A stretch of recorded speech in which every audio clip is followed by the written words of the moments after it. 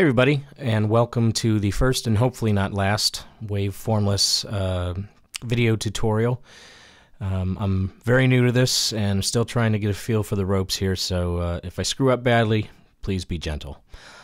So today I want to talk to you about Logic Audio's mute tool. And this is a tool that kind of gets lost among the other tools in Logic because there are so many, and also because I think the practical uses of it aren't immediately obvious to a lot of people. So what I'm going to do is show you one such practical possibility, and maybe that'll help spark some other ideas as to how this tool can be useful in your own productions.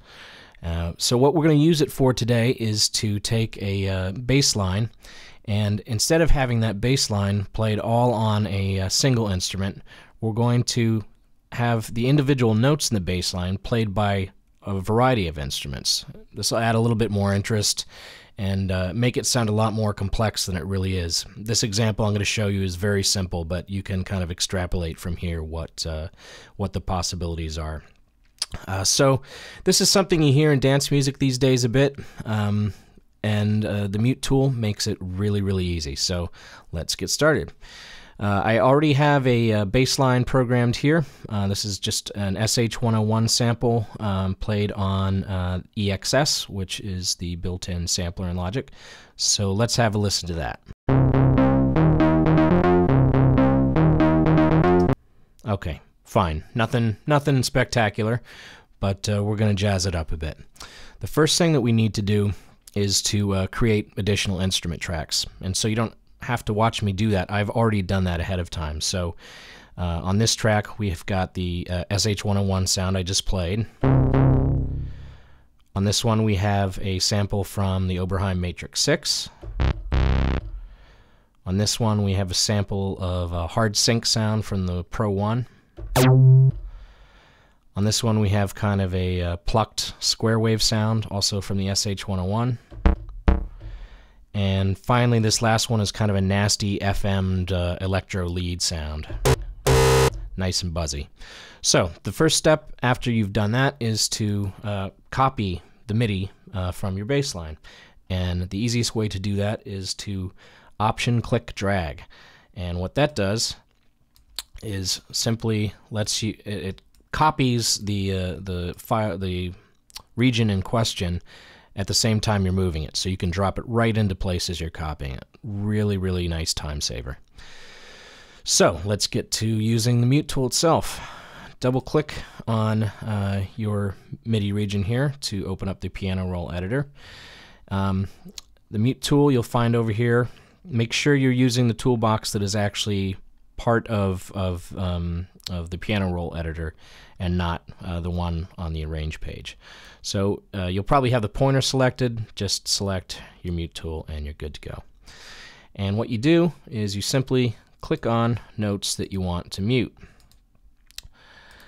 and they will gray out, indicating that those notes are muted. Of course, all that clicking can get a bit tedious, so you can also click and drag to make a selection and do a whole bunch all at once. So now our original bass line is now just playing the first two notes of the bass line, and the rest of them will be muted. So we're going to repeat that process down here, but we're going to mute different notes, and you'll kind of get an idea of where we're headed with this. You might be wondering, what is the advantage of doing this as opposed to simply deleting the notes? And the answer to that is that this is all completely non-destructive. So if you decide that you have screwed up, let's say I mean to leave this one unmuted and I accidentally mute it, I can simply click it again and it'll sound and it'll be back and you're good to go. It's just a much easier way of experimenting, I think, and it's easier to experiment when you know that if you screw up, it's not going to be permanent. So yes, get those there. Click those, click that, and we're almost done here. And oops, did I do that right? Yeah, I did that right. Okay. So, yep, I'm going to mute all but this very last note. And now, if we play it back,